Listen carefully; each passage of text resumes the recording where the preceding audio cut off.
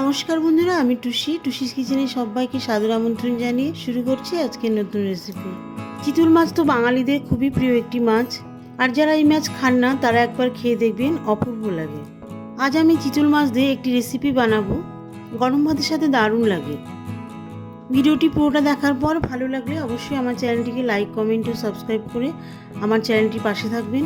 আর নতুন নতুন রেসিপি নোটিফিকেশানের জন্য নোটিফিকেশান বেল আইকনটা অবশ্যই অল ক্লিক করে রাখবেন।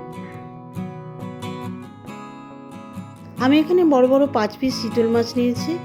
প্রথমে যেটা করতে হবে, চিতল মাছগুলোকে ম্যারিনেশন করে নেব। ম্যারিনেশনের জন্য পরিমাণ মতন লবণ আর হলুদ দিয়ে মাছগুলোকে ভালো করে মাখিয়ে নেব।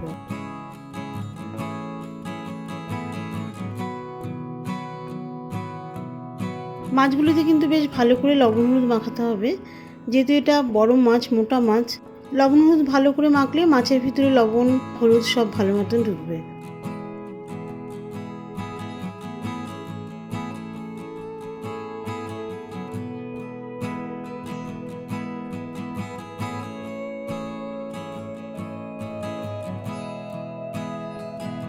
মাছগুলি ভালো করে মাখা হয়ে গেলে 15 মিনিট রেখে দেবো। এবার একটি কড়াই গ্যাসে বসিয়ে দিয়ে দিচ্ছি 100 গ্রাম মতন সর্ষের তেল।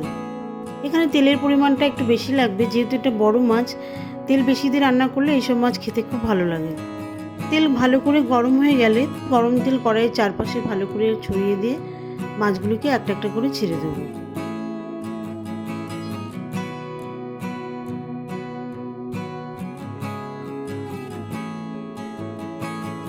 সবগুলি মাছ একসাথে ভাজবো না, প্রথমে 3টে পরে 2টো মাছ এইভাবে ভেজে নেব।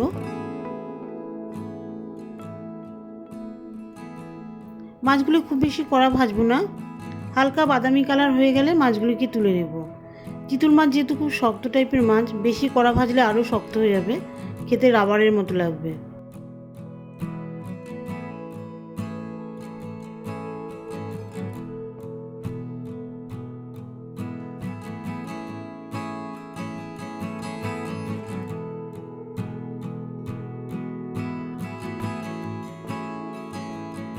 ভাজা মাছগুলি তুলে নেওয়ার পরে ফোড়ন দিয়ে দেবো।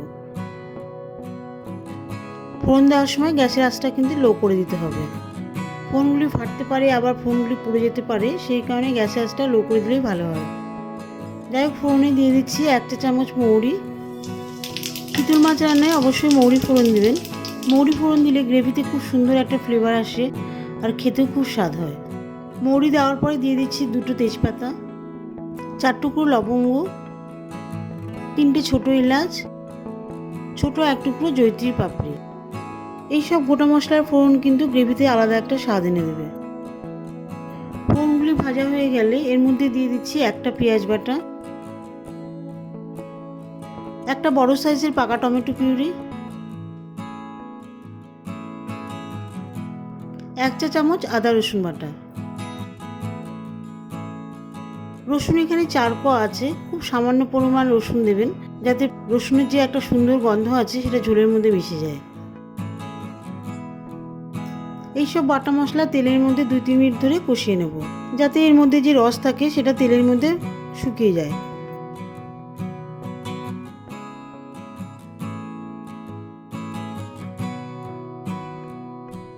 মশলা মিডিয়ামিটি সামান্য একটু কষানো হয়ে গেলে শুকনো মশলা দিয়ে দেব। দিয়ে দিচ্ছি 1/2 চা চামচ মতন হলুদ গুঁড়ো, 1 চামচ মতন জিরে গুঁড়ো, এর সঙ্গে 1 চামচ মতন ধনে গুঁড়ো দিয়ে দিচ্ছি। এরপরে দিয়ে দেবো 1 চা চামচ ভর্তি করে শুকনো লঙ্কার গুঁড়ো। সবশেষে 2 চা চামচ কাশ্মীরি শুকনো লঙ্কার গুঁড়ো দিয়ে দেবো।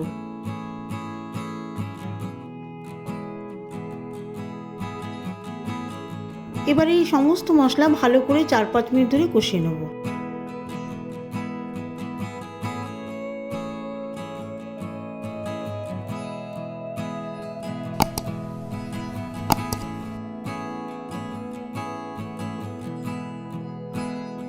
কষাতে কষাতে মশলার কালার যখন পুরোপুরি চেঞ্জ হয়ে যাবে, মশলার কালার পুরোপুরি ব্রাউন হয়ে যাবে আর মশলা থেকে পুরো তেল বেরিয়ে আসবে, এই সময় দিয়ে দেব 2 গ্লাস জল।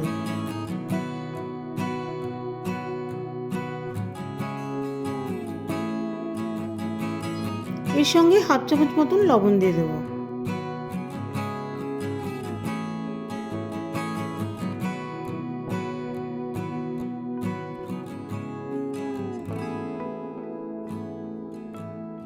লবণ ঝোলের মধ্যে ভালো করে মিশিয়ে দিয়ে ঝোল ফোটানোর জন্য ঢাকা দিয়ে দেবো। 5 মিনিট পর ঢাকনা তুলে নিচ্ছি। ঝোল কিন্তু পুরোপুরি ফুটে গেছে। এবারে ঝোলের মধ্যে দিয়ে দিচ্ছি 4টে কাঁচা লঙ্কা চেরা, সেই সঙ্গে ভাজা মাছের টুকরোগুলি দিয়ে দিচ্ছি। ভাজা মাছের টুকরোগুলি ঝোলের মধ্যে বেশ ভালো করে মিশিয়ে দিতে হবে, যাতে ঝোলটা পুরোপুরি মাছের ভিতরে ঢুকে যায়, সেই সঙ্গে ঝোলের স্বাদটাও মাছের মধ্যে চলে আসবে, আর মাছের যে স্বাদ সেটা ঝোলের মধ্যে পুরোপুরি মিশে যাবে। এবারে কিন্তু আমি আর ঢাকা দেব না, এইভাবে আরও 5 মিনিট ফোটাতে দেব।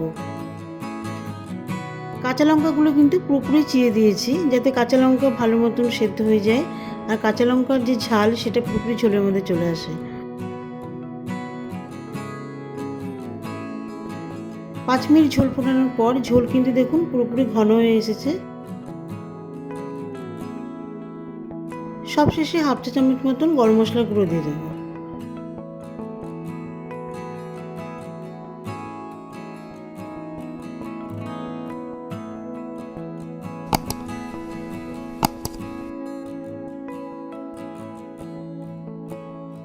গরম মশলার গুঁড়ো ঝোলের মধ্যে ভালো করে মিশিয়ে দিয়ে গ্যাস অফ করে দেবো, সাথে ঢাকা দিয়ে দেবো। ঢাকা দিয়ে এইভাবে 5 মিনিট রেখে দেবো, যাতে গরম মশলার যে ফ্লেভারটা ওটা ঝোলের মধ্যে চলে আসে। 5 মিনিট পর একটি সার্ভিং প্লেটে সার্ভ করছি। দেখুন কত সুন্দর হয়েছে গ্রেভির কালারটা। গরম ভাতের সাথে খান, অপূর্ব লাগবে। দেখা হবে পরবর্তী রেসিপিতে নতুন কোনো ভিডিও নিয়ে। ভালো থাকবেন, সুস্থ থাকবেন, আর আমার চ্যানেলটিকে লাইক, কমেন্ট, সাবস্ক্রাইব ও শেয়ার করে পাশে থাকবেন। আর নতুন নতুন রেসিপি নোটিফিকেশানের জন্য নোটিফিকেশান বেল আইকনটা অবশ্যই অল ক্লিক করে রাখবেন।